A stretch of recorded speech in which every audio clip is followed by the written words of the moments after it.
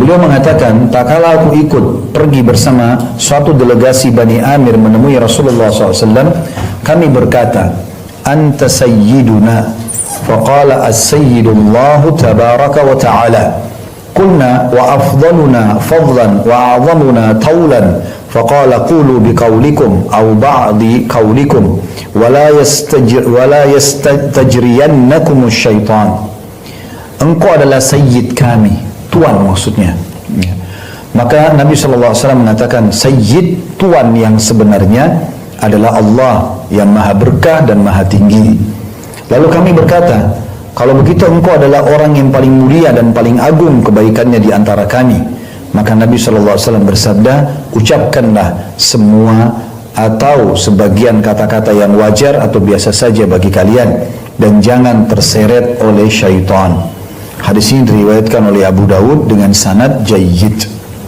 Hadis ini menjelaskan kepada kita tentang bolehnya seseorang menyebutkan kepada Nabi SAW sayyid, mengatakan Sayyiduna Muhammad, ya, Nabiyuna Muhammad, gitu kan. Dan ini Nabi SAW menyebutkan dalam hadis waktu dikatakan anta sayyiduna, Nabi SAW jelaskan as-sayyid yang sebenarnya jangan lupa adalah Allah. Tapi kalau kalian mau mengucapkan kalimat kalian itu, yang penting jangan berlebihan, dibolehkan. Ya. Di sini Nabi SAW menutup pintu celah di mana nanti orang menyamakan Nabi SAW dengan Allah Subhanahu Wa Taala. Makanya beliau langsung menitik beratkan dulu. Kalau mau sifat sayyid yang sebenarnya adalah Allah Subhanahu Wa Taala. Kalau saya hanya sekedar orang mungkin yang dianggap lebih baik dari kalian atau orang terbaik di antara kalian, itu masih boleh. Tetapi jangan sampai kalian menyamakan aku dengan Allah Subhanahu Wa Taala. Jadi selalu Allah Subhanahu Wa Taala yang dinomorsatukan. Begitu juga dengan riwayat setelahnya dari Anas radhiyallahu anhu yang menuturkan bahwa ada orang yang berkata, ya Rasulullah, ya khairana wabna khairina wa sayyidana wabna sayyidina, faqala ya ayyuhan nas qulu biqaulikum wa la yastahwiyannakum syaitan. Ana Muhammadun Abdullahi wa Rasuluh. Ma uhibbu an tarfa'uni fawqa manzilati allati anzalani Allah Azza wa Jalla. Wahai Rasulullah, wahai orang yang paling baik di antara kami, kata beberapa orang yang memuji Nabi SAW. Dan putra orang yang paling baik di antara kami, artinya di antara semua putra muslimin, Anda adalah orang yang paling baiknya putra kaum muslimin. Wahai tuan kami dan putra tuan kami, Anda dan orang tua Anda adalah tuan kami.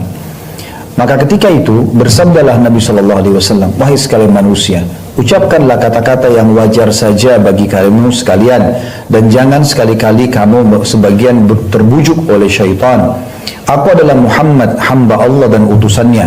Aku tidak senang kamu sekalian mengangkatku melebihi kedudukanku yang telah diberikan kepadaku oleh Allah Subhanahu Wa Taala. Hadis ini diriwayatkan oleh An-Nasai dengan sanad jayyid. Khilaf di antara ulama tentang masalah penggunaan kata sayyid ini. Ada yang membolehkan buat Nabi SAW, ada juga yang melarang secara mutlak, ada yang di tengah-tengah. Ya. Ada yang mengatakan boleh saja, karena Nabi SAW mengatakan, Ana sayyid walad Adam yaumal qiyamah. Aku adalah tuannya anak Adam pada hari kiamat. Ya. Wala fakhr, dan tidak ada kesombongan di situ. Maka ini pendapat ini mengatakan bolehnya menggunakan istilah sayyid buat Nabi alaihi salatu wassalam, ya. Kemudian pendapat yang kedua yang mengatakan tidak boleh dan mengatakan cukup dengan Nabi dan Rasul, beranjak daripada hadis ini riwayat An-Nasai. Kalau Nabi SAW mengatakan, aku tidak suka kalian mengangkatku atau memberikan aku julukan lebih daripada apa yang sudah Allah berikan, ya. Allah memberikan julukan Nabi dan Rasul, maka kita lebih baik mengatakan Nabi Yuna, Rasulina, ya. Muhammad SAW ini lebih disukai oleh Nabi SAW daripada menggunakan istilah sayyid, karena di sini sahabat-sahabat ini menggunakan kalimat itu, engkau adalah sayyid kami dan anak sayyid kami. Maka di sini dari hadis ini Nabi SAW tidak suka dipanggil dengan istilah itu. Kemudian pendapat yang ketiga yang netral mengatakan boleh, ya, di sebagian keadaan dan juga tidak di sebagian keadaan. Kayak misalnya penggunaan kata sayyid kalau dalam kehidupan sehari-hari, misalnya kita mengatakan Sayyidi Muhammad, Sayyiduna Muhammad, itu tidak ada masalah dalam pendapat yang ketiga ini.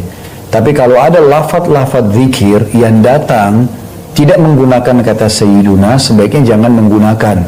Seperti kasus salawat yang dibaca pada saat tahiyat. Allahumma salli ala Muhammadin wa ala ali Muhammadin kama sallaita ala Ibrahim wa ala ali Ibrahim innaka Hamidum Majid. Memang lafaznya tanpa ada Sayyiduna di situ. Tanpa ada Sayyiduna. Maka ini sebaiknya tidak digunakan pada saat memang penentuan lafaz itu. Begitu juga dengan misalnya ayat-ayat Al-Quran. Ya, misalnya ayat Al-Quran tidak boleh ditambah, tidak boleh juga dikurangin. Akhir surah Al-Fatih, Allah mengatakan, A'udzubillahi minasyaitonirrajim, Muhammadur Rasulullah. Gitu kan? Jadi tidak ada kata-kata sayyid di sini. Maka kita mengatakan Muhammadur Rasulullah. Gitu kan? Sebagaimana datang lafadznya. Jadi penggunaannya adalah boleh saja secara umum dalam pendapat yang ketiga ini. Ya, kapan saja digunakan, hanya saja kalau penggunaannya di lafaz-lafaz yang sudah ditentukan oleh Allah dan Rasulnya tidak menggunakan, maka kita juga tidak menggunakannya. Ya, Allahu a'lam.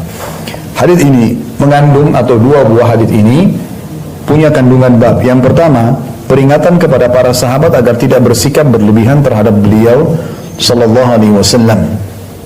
Nah, artinya Nabi Muhammad SAW adalah orang yang sangat mulia, tawadhu, merendah, dan beliau lebih suka dipanggil dengan julukan yang sudah Allah kasih. Tidak ada yang mengalahkan julukan Nabi dan Rasul. Ya, itu julukan tertinggi.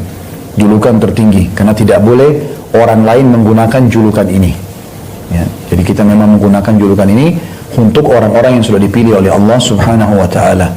Maka kita mengatakan Nabiyuna, ya, Rasulina, ini jauh lebih baik. Kalau orang boleh menggunakan kata saya, dan pendapat ketiga tadi jauh lebih baik karena dia netral, artinya dia menggunakan kapan saja untuk menghormati Nabi SAW, tapi di lafaz-lafaz tertentu yang memang Nabi SAW sendiri ajarkan tanpa menggunakan kalimat ini, seperti di salawat, di tahiyat, maka itu lebih baik seseorang mengikuti ajaran Nabi alaihi salatu wassalam.